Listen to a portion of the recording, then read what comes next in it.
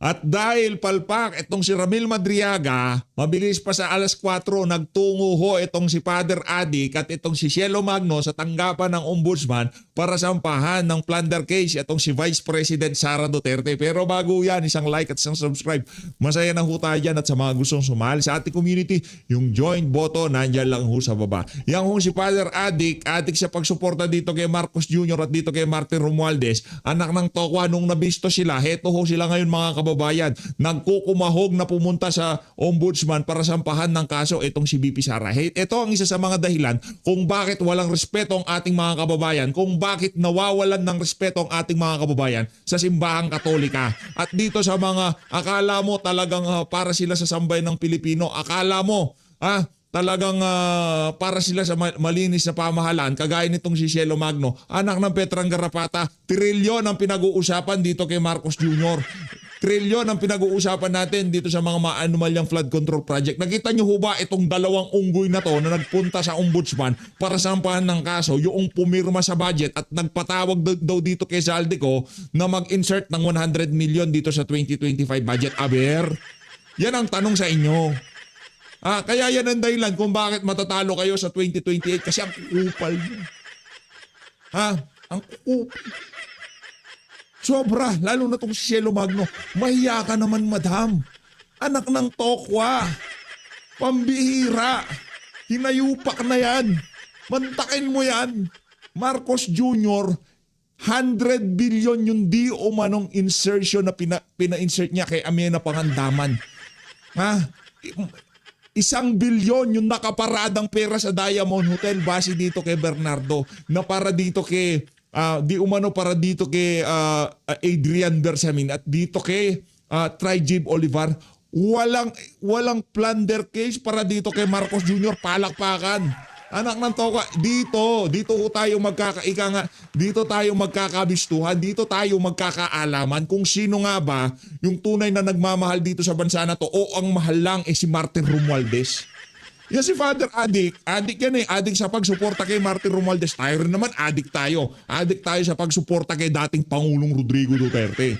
Yun mga kababayan. Ngayon, pagalingan na lang ng adik ito. Di ba? Pagalingan na lang ng adik.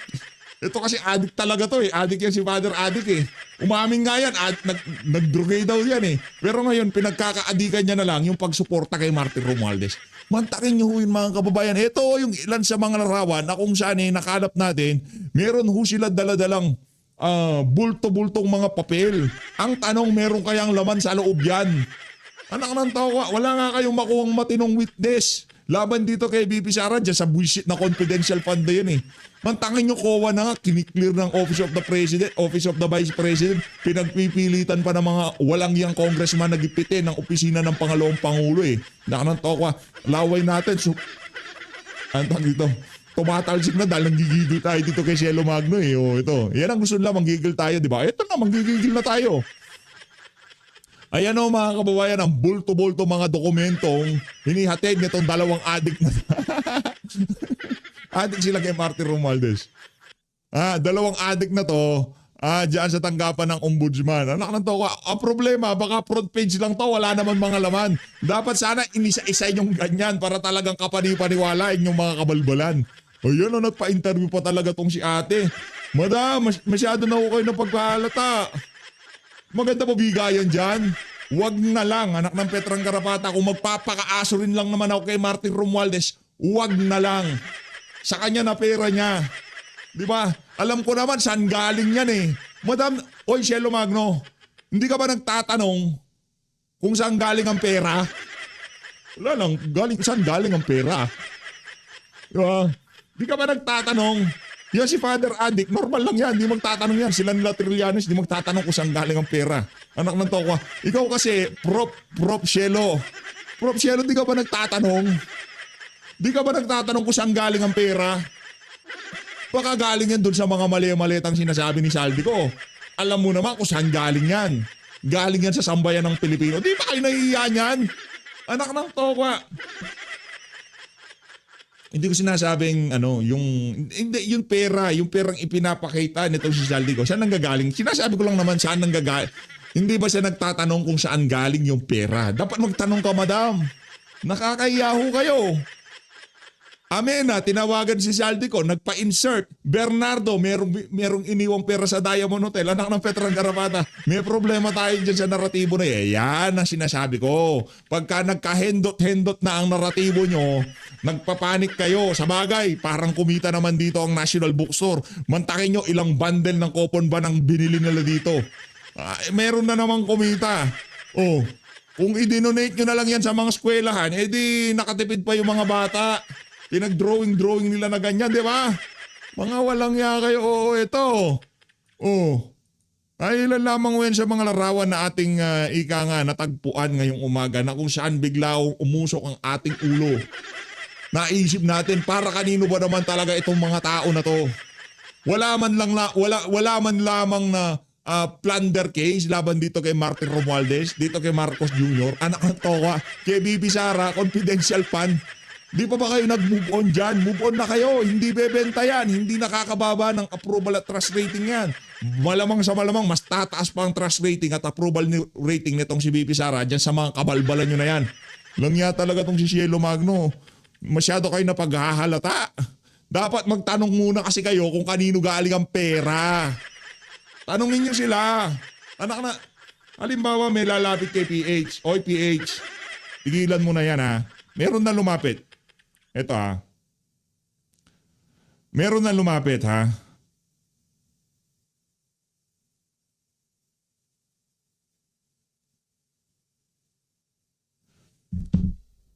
Meron na lumapit. Siyempre, hindi ko sasabihin. Di na hinay ka naman sa paggano dito kasi ganito ganyan. Huwag mo naman. Puti ka lang. Hindi ganun yan.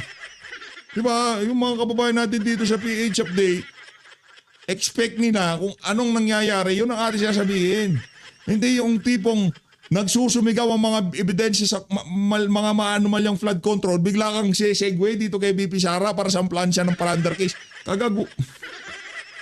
Cielo ha, anak ng toka. Kayong dalawa nitong si Father Addict, napaghahalata ako na sa kayong dalawa, addict na kayo sa pagsuporta kay Martin Romualdez. Ano pa bang meron tayo dito? Nako, ito na ho mga kababayan. Ito na yung kutawagin ko, ito ika nga election 2.0. Teka lang. Bago tayo magtungo dyan sa video na yan itong si Bangag, ha? Ito Bangag talaga to Bangag to. Ito. Dito muna tayo. Nako, bistado ang pirma nitong si Ramil Madriaga. Ito mga kababayan.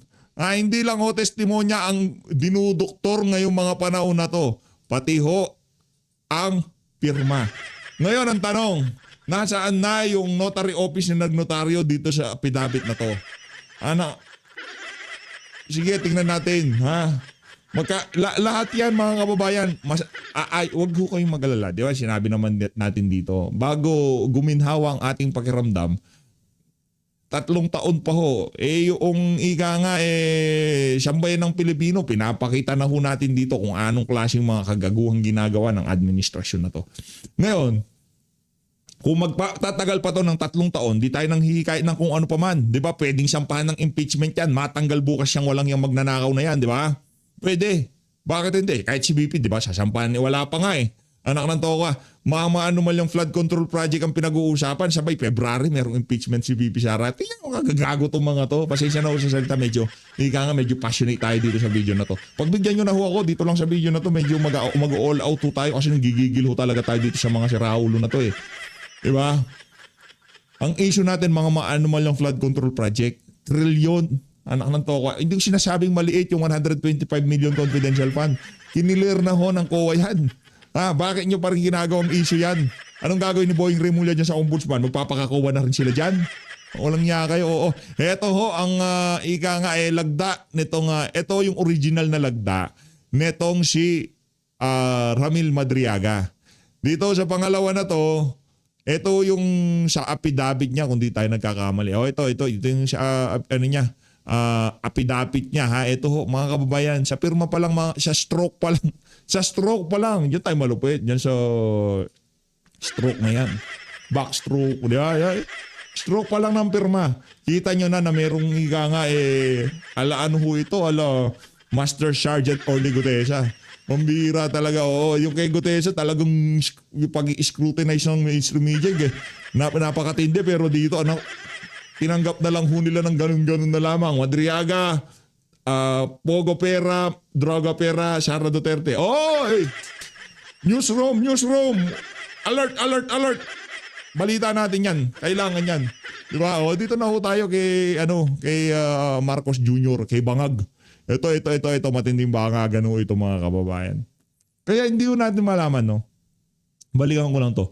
Hindi ko malaman kung paano nasisikmuran itong mga individual na to na, alam na, hindi ba kayo magtatanong, kanino galing ang pera? Kanino naratibo ang tinutulak nyo? Kanino naratibo? Diba? Kanino galing yung perang tinanggap nila di umano, sabi ni Saldico. Kayo naman masyado kayo mga green-minded. Di ko naman sinasabing ibinigay sa inyo. Binigay ba? O Cielo, ibinigay ba? Binigay ba sa inyo? Hindi ko alam nagtatanong ako dito. Kasi kung binigay sa inyo, dapat nagtanong kayo. Pero dapat, nung nakita nyo yung pera, nagtanong kayo. Kanino galing ang pera? Yan, ganun yun, di ba? Yung ipinakita ang pera ni Saldico, kanino galing yan? Sa sambayan ng Pilipino. Ngayon, kung pinakitaan kayo ng pera, anak ng toko, pera talaga dito sa bayan na to. Sorry to say, kung merong individual na kagaya nitong si Father Adik at nitong si Cielo Magno, sorry to say, na we're doomed. Pero nga, meron tayong kumukuti-kutitap na pag-asa ngayong mga panahon na to. At pangalan ng kumukuti-kutitap na pag-asa na yan Sara Duterte. Yaan ang apoy na gusto ho nilang patayin sa puso ng bawat isang Pilipino na naghahangad ng tunay na pagbabago dito sa bansa na to. Yung isang Sara Duterte ang gusto ho nilang tanggalin sa atin. At yan ho ang hindi natin pahihintulutan. Magtutulong ang bawat isang Pilipino para maitawid itong si BP Sara sa 2020. Yan ang ating sigurado. Kasi base dito sa naratibo, hindi ho sila nananalo. Eto na. Dito na ho tayo kay Ajik Game. Ano na naman ba to? Ba't nandito yung Pagka nag-i-interview mga ganito ay itsura, medyo diskumpiyado na ho ako mga kababayan eh. Tipong datingan, ala Aisha Sigera. Wala naman tayong problema kay Aisha. Ano yan eh. Kumbaga magaling kumanta yan eh. Dito na ako. Hoy PH Hindi, lang di ba? Pagka yung yung tabos pa lang ng buhok eh, parang nako madam ha? Okay. But what drives you? What excites you the most in serving sorry, our... lalaki pala. Sorry. Wala ka nga! Babae pala siya. Lalaki pala si Kuya. Sorry! Ba't ka kasi naglilistik? Huwag ka na maglistik. Naglilipistik ka eh. Huwag ka maglipistik. Ang tunay na lalaki, hindi naglilipistik. Hindi nagme-makeup yan. Anak ng toka, di ako pwede make-upan. Siguro kung patay na ako, doon ako pwedeng make-upan. Kaso hindi naman yun eh. Magpapakremate ako eh. Diba? Walang make-up. Pero buhay ka pa, mini-make-up ka na tapos lalaki ka. Anak ng toka, may problema tayo dyan. Kaya si Tatay Digong, ayaw niya yung ganyan eh. Kumbaga tinatali lang si Tatay Digong pero, sir, kailangan namin make-upan. Hindi niya ako mamimake-up. Diba? Brad, napaghahalata kita. country, Mr. President? I'm here to serve. I'm not here for myself. I'm not here for, but Daldal kasi ni PH. Ano sabi? Game? Bitin natin. But what drives you? What excites you the most in serving our country, Mr. President? I'm here to serve. I'm not here for myself. I'm not here for, but I really think that there are many things that I could do. And I say, you're not... Sorry. Parang ano ho yan? Ang pangarap nyo ay pangarap ko. Unity. Diba? Parang ano yan? Parang not in a million years, not in 100 years makakapasok ang ICC. 100 pisong bigas. Walang armas yung mga pumasok sa compound ng KOJC. Parang ganyan lang yan. Diba? I'm here to serve. Anak ng tawa. Pagka yan na sinasabi ng isang presidente, 3 taong ka na, dapat sasabihin mo lang dyan, look what I've done. Ganun lang. Walang maraming explanation na alam ko makakatulong ako. Kabalbalan. Hayaan mo na magsalita yung trabaho mo kaso wala magsasalita kasi wala kang na trabaho. Sa nakalipas na 3 taon ang ginawa mo lang mamuluiti ka at magpa-insert kay Amena at papunta dito kay Zaldico. Di umano, sabi ni Zaldico. Keep doing it. Di mo pa natatapos. Go, go, go, go, go. Keep doing it. Keep working, keep working, keep working. Tuwa, si Raulo ka ba? Anong keep working? Baka yung pagsingot mo, keep snorting, keep snorting, keep snorting. Walang trabaho, keep working, keep working. Walang nawo-work, Brad. Walang nawo-work. Yung flagship project mo, nakaw. Di ba? Yung build ni Tatay Digong, tenga. Di ba? Wala lahat. Anong keep working, baka keep snorting kayo ng pulburon. Baka yun. Keep Mamira nga. Di ba? Anong nangyayari sa ekonomiya natin? Keep snorting. Oh. Di ba? Anong nangyayari sa mga kababayan nating mamahirap? Keep snorting. Yun ang nangyayari. Wala kang ginawa kundi suminghot ng pulburon. Kulang pa. Oo, kulang pa. Singot ka pa.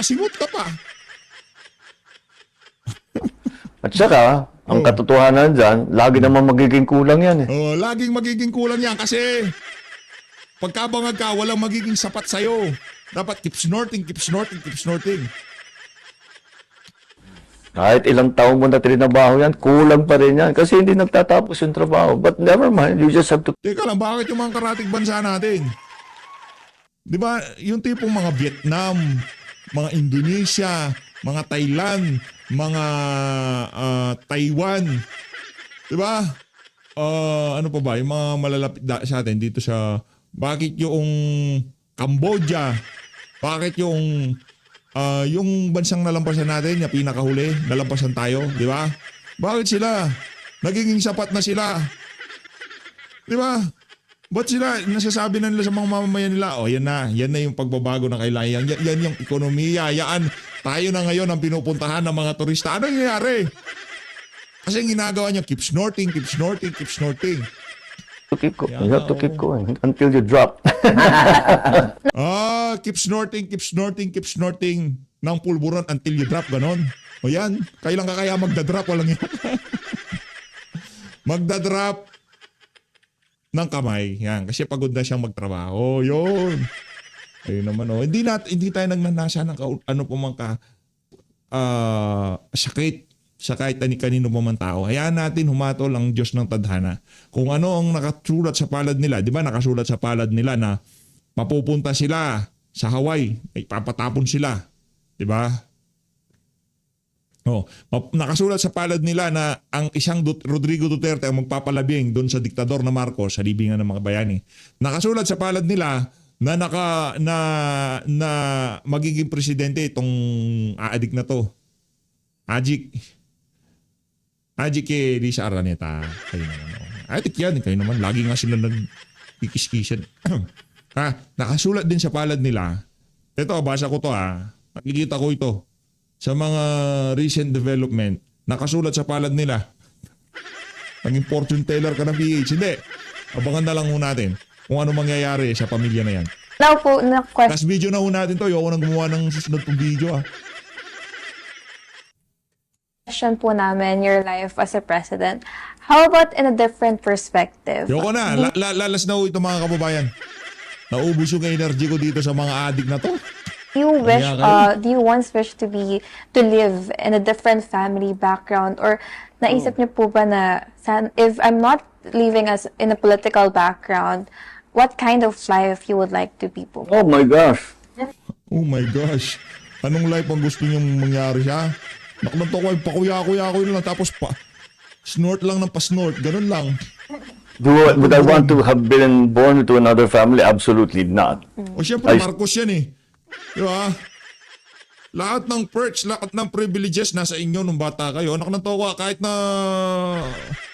Ay, ako talaga. Pambira, oo. Ay, hindi nga Marcos. Gusto maging Marcos eh. Tapos ikaw Marcos ka na. Yung reputasyon na binil ng yung ama, kung meron man, ikaw ang nakinabang. Pambira ng Still consider, para ang tingin ko sa sarili ko, ako na ang pinakaswerteng tao na kilala ko. Wala na akong kilala na tao na maswerte pa sa akin. Dahil ganyan ang naging ama ko, ganyan yung naging mother ko, dyan ang naging experience ko. Kasi lahat naman ng experience, kahit hindi ka nag-enjoy, may natututunan ka eh. Di ba? Yes.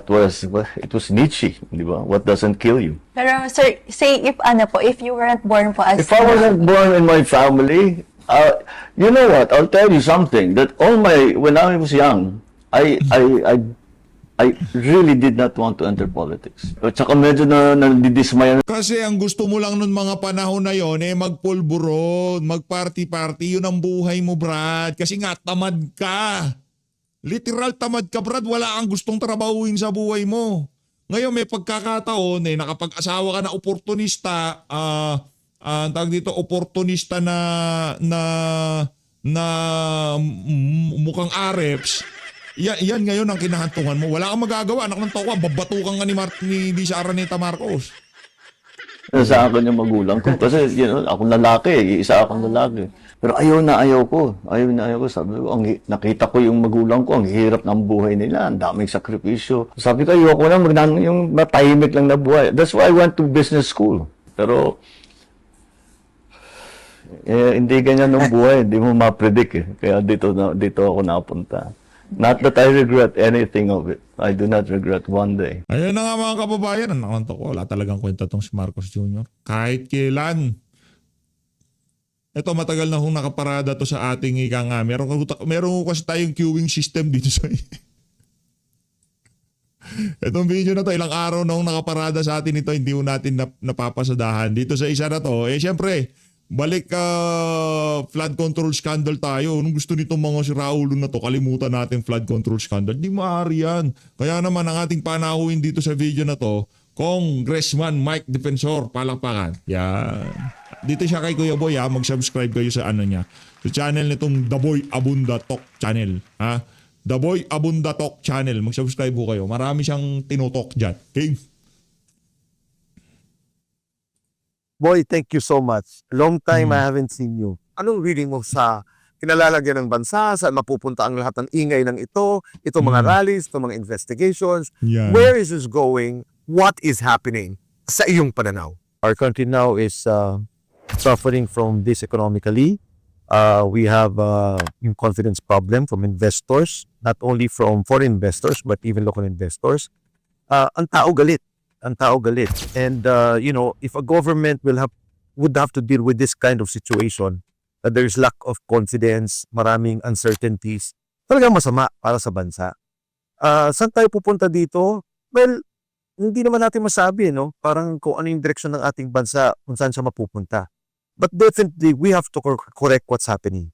Definitely, we have to address the political corruption that we are seeing now, the moral degradation in the institutions, in the persons involved in the institutions, not only sa executive, but we see it now in Congress, both in Congress and the House of Representatives and the Senate.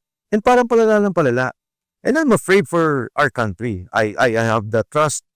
I have this faith in our people. But we have to act. We cannot just stand idly and just watch. We really have to act on all these things and address the problem of our country. Ito ba ang pinakamalala? Ito ang pinakamalala, boy, kasi yung nakita natin ngayon, yun na yung budget process. Now we have 6 trillion in budget, di ba? Tapos, of course, inuutang natin dyan almost 2 trillion a year just to cover up the budget. Yung paggawa pa lang ng budget, inaayos na nila, meron na silang hatian, at nagkakaprogram sila sa insertions, as you have heard. Yeah. Kasi di ba, pagka nag-present ang Pangulo ng budget, ipipresent niya yan sa Kongreso, i-review yan ng lahat. Makikita mo na. Like when I was a congressman in the 3rd district, alam ko na yung pupuntang budget sa distrito ko. Yeah. And then outside of that, people lobby for more budgets in their district, kung ano kailangan nila. Kailan nangyayari yung lobbying ngayon, Mike? That's even before the BICAM? Or here, is it during the BICAM? It's even before the BICAM, and it especially happens during BICAM. Kasi parang sa BICAM, maliit na grupo na lang eh. Na Committee on Appropriations, which is Saldico, and at the time, it was Senator Grace Poy na Committee of Finance sa Senado. Dapat pinasap na lahat ng budget dun. Inaayos nila yun, kung ano yung mga kailangan nilang gusto nilang ilagay na flood control projects, ilalagay nila doon. And then, upon release, may mga kausap na rin sila in the districts. And I'm sorry boy for saying this, at kailangan malaman ito ng tabayan, ang tinuro ng sindikato, si Presidente.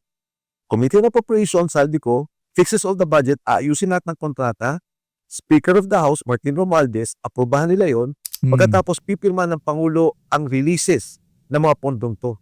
Kaya sinabi ko na nga, nung nakita ko na Pinuno ng sindikat. Kung Mike, pwede bang ano mo yan, kausapin mo yan si Cielo Magno. Pakilala mo sa kanya kung sino yung pinuno ng sindikat. Yan. at sinabi ni Yan Saldi ko yan. na di-deliver siya ng pera kay Yan Presidente, yan. organisado to. Okay.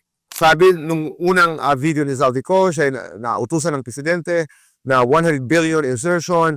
Siya ang nagsabi na hindi pwede, ang 50 billion, ganito, in excess. We all saw that thing. Yes, Diba? yes. Explain to us more kung ano ang nangyari doon. Okay, initially kasi, when Gutesa came out, in fact, boy, ang panawagan ko was, you have to present Martin Romualdez.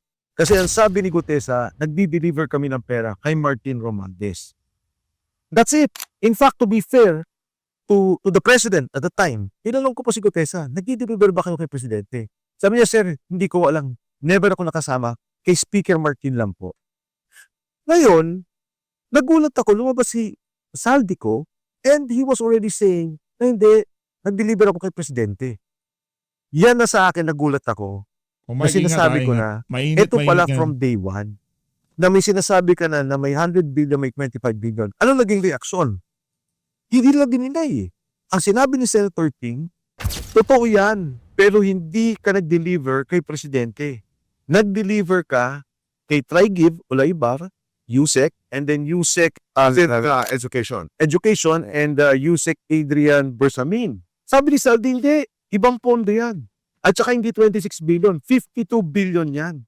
So can you imagine, nagkakagulo sila sa kwento that already you're looking at 25 billion plus 52 billion pesos. 77 billion. Isisingit ko lamang ito because I heard an interview of Congressman Toby Chanco Yes. na ayon sa kanya ay ang naratiba ay may nagdi-deliver ng pera sa presidente doon sa Malacanang. Particularly a certain house in front of the Malacanang Aguado. Aguado. Na ayon sa kanya ay walang kinalaman ng presidente dahil ito ay bahay ni former Speaker Martin Romualdez. That's correct. How does it play into your now? Okay. Si Congressman Toby Tiangco, yung kanyang kinikwento lahat, no? On the insertions, what happened. Tama yun eh. I think ang difference lang namin is, where does it stop? Kay Congressman Toby Tiangco, ang pinapoint out niya, hindi umabot kay Presidente yan. Walang alam si Presidente dyan. Ako, ang pinapoint out ko, okay, etong mga kasama niya, yung kanyang henchman, Committee on Appropriations, sinasabi, tumanggap siya. Number 1. Number 2, siya nag-approve ng budget. Number 3, and most importantly, siya nagre-release ng budget. So on all counts, merong responsibilidad ang presidente para sa akin. Allegation lang naman ito. Ano? Okay, pwede bang halimbawa, let's take out the names. Okay, let's take out the names. We have a Speaker of the House who's corrupt. Okay, ito'y gumagalaw, ito'y nagnanakaw sa pera ng bayan. Okay. Kaya ba ng Speaker gumalaw na hindi alam ng presidente? I'll tell you this. Pag tinignan mo yung flood control programs, there is a program under NEDA. National yung Development Authority. National Economic Development Authority. NEDA. Merong programa ang DPWA. So nakikita nila talaga yung requirements ng flood control based on the development of our country. So sinasubmit nila yung budget based on the NEDA flood control budget. So alam po kaagad, pag submit po pa lang, ito yung mga programang gusto mo. Pag na lumabas na to, at kung saan-saan na lumabas yung mga flood control na hindi naman kailangan, not required, not part of the program, you know that there's already a problem. Now, in the release of those projects, again, dadaan na naman sa iya. The approval is with you, and then the release are with you. Pag nakita mo yung program gumagalaw, even before the program budget is moving, then you know that there's a problem. Magtataka ka. And ang nangyari dito, boy, kasi, kaya naman naging malakihan tong usapan na to, you're talking of 300 congressmen. Lahat sila required sa 25%. Lahat sila. So, alam nila lahat at nagugulat sila, ang laki naman. Bakit naman ganon? So, now, what I'm pointing out, boy, is, again, without personalities, naging systemic and organized. What's happening? Dati, presidente ka, may mga departments, merong gumalaw dito sa, let's say, DSWD. Merong gumalaw ng kung ano mang mga, whatever bidding that they have there. Let's say, rice. For Baguio. Hindi mo na makikita yon as president. Diba? Wala ka nang alam doon. Pero if you're talking of billions of pesos, iba yun. Iba yun. Between the Speaker of the House at an APRO, kaya ba gumalaw ng APRO Oh no. na hindi alam ng Speaker? Never. Hindi yan pwede. Cannot. Never.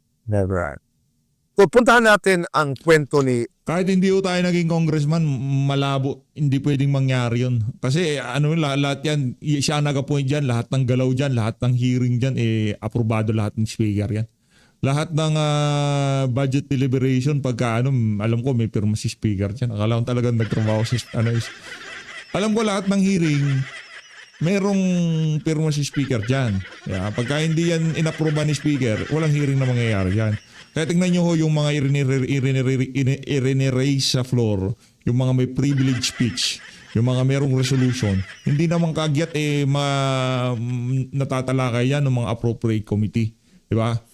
Ano mo yan, dribble, ipapaliwanag kay speaker kung speaker tatamaan tayo dito o paano ba, i-schedule ba natin ng hearing to? Halimbawa sa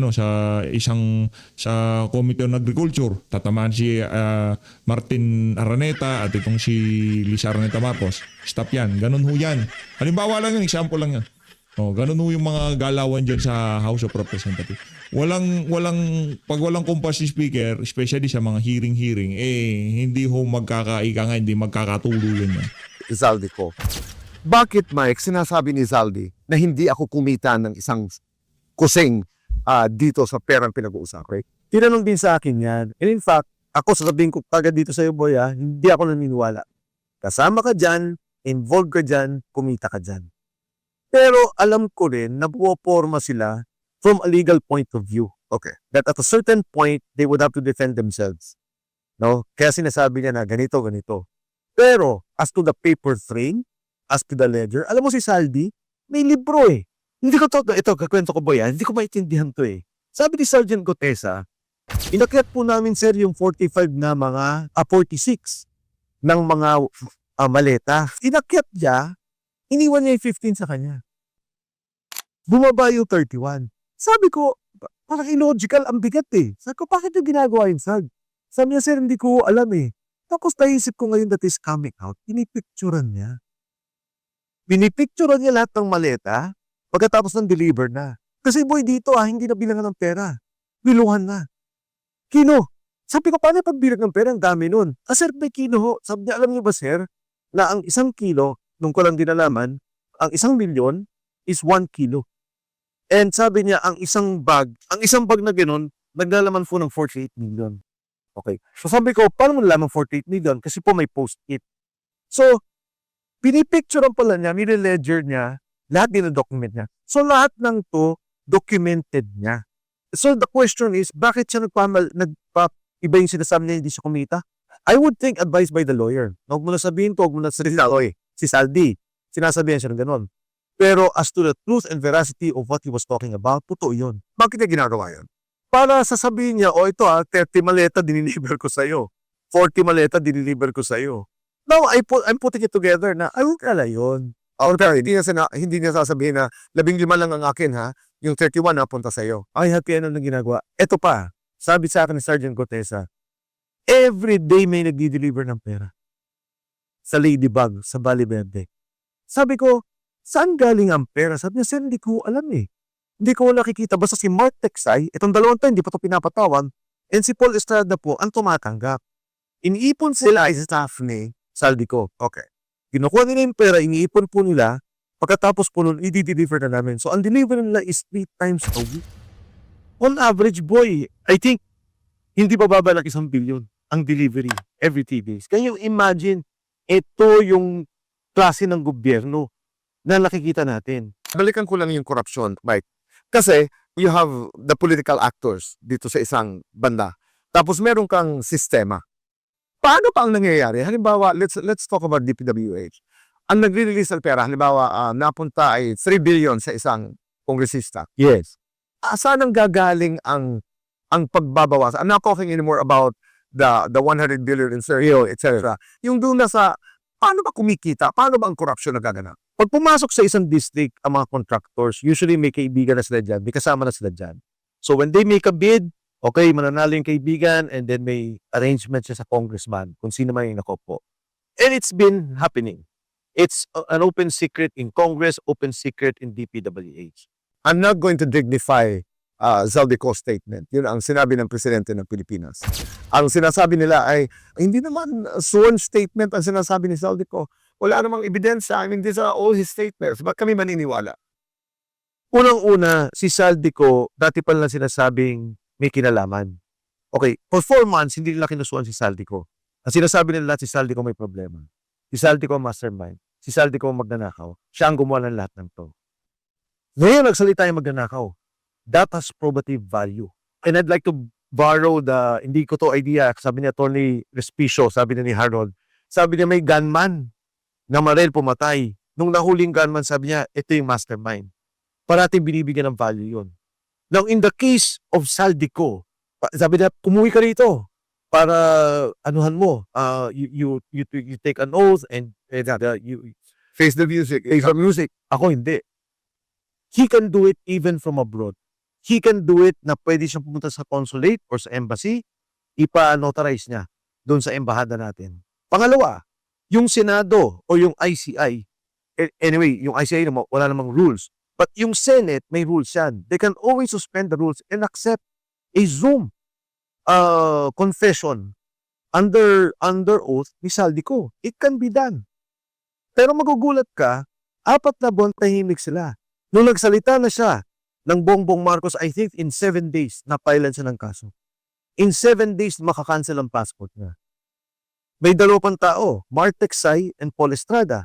Hanggang ngayon, hindi ko pa May pulled to any investigation. never been, walang case 5, sinabi ni Alcantara pangalan, sinabi ni Saldico pangalan, sinabi ni Bernardo pangalan. Pero hindi sila nagtatago. They can be found. They're just waiting to be invited. In the same way that they're looking after, they're chasing Saldico, they can do that to Mark Teksay and to Paul Estrada.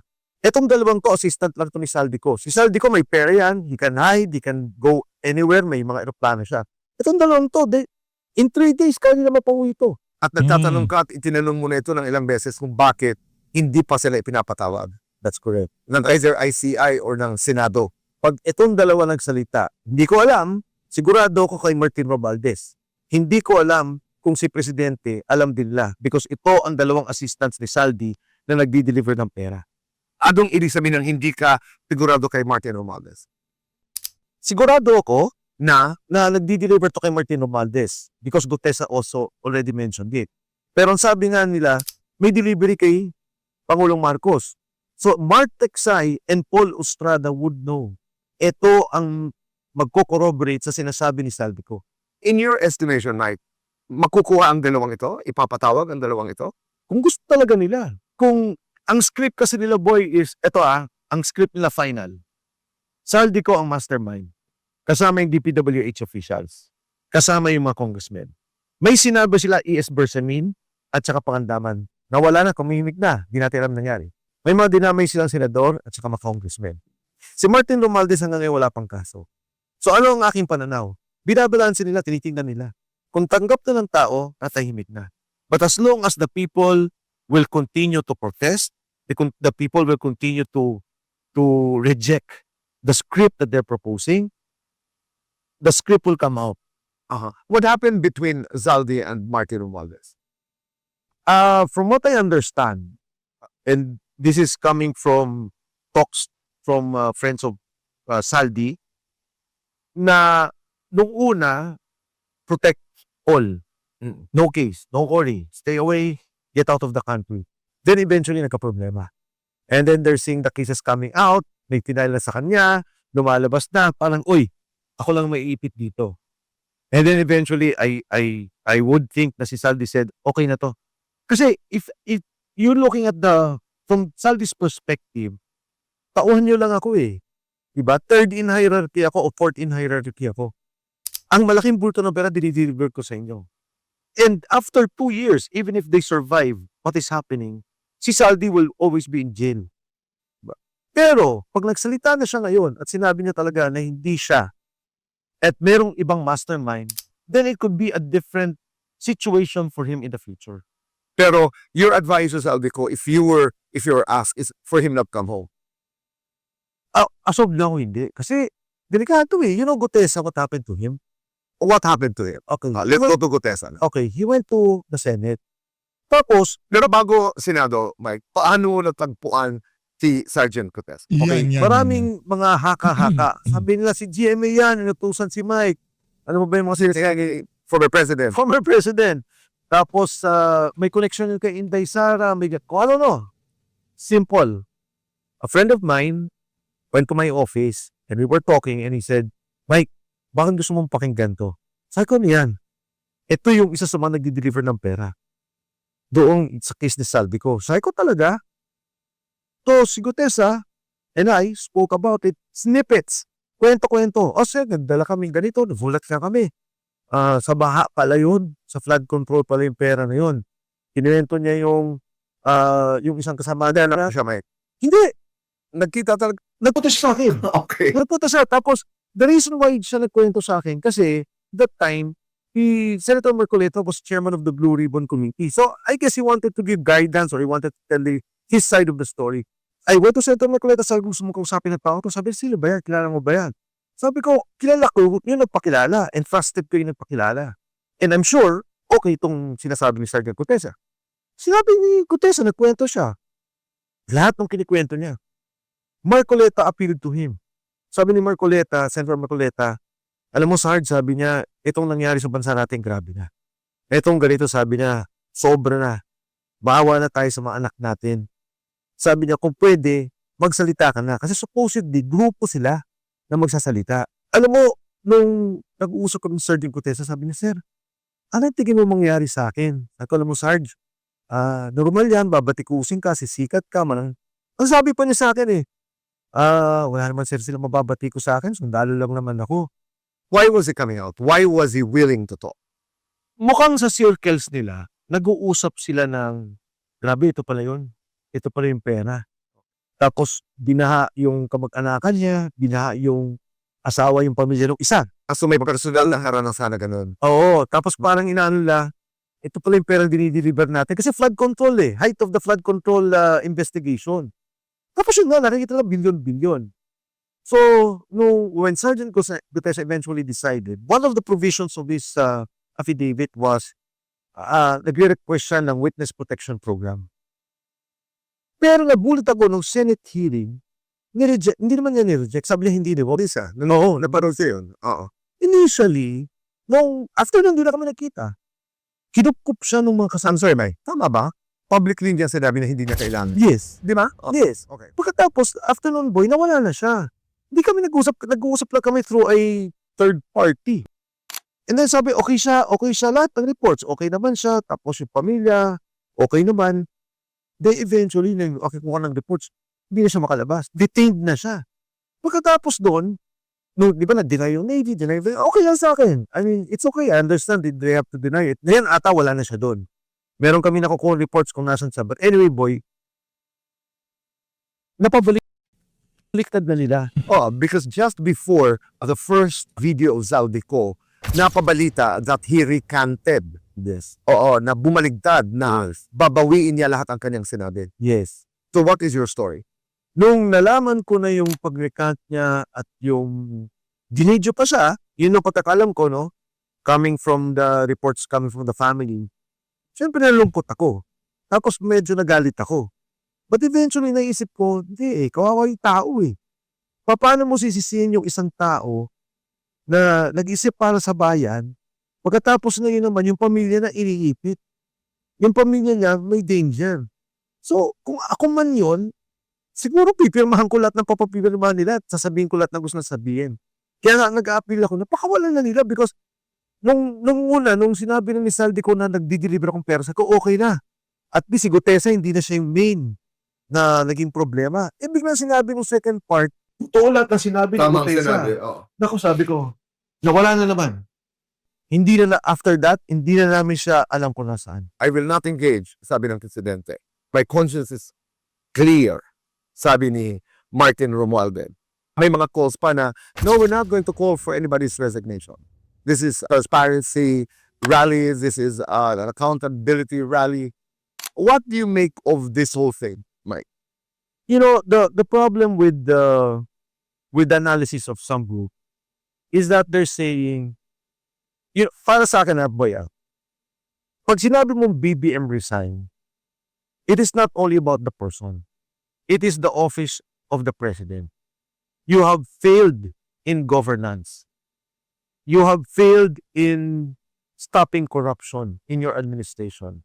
And I will go even to the extreme of saying, you knew and you were the head of the organized corruption happening in government.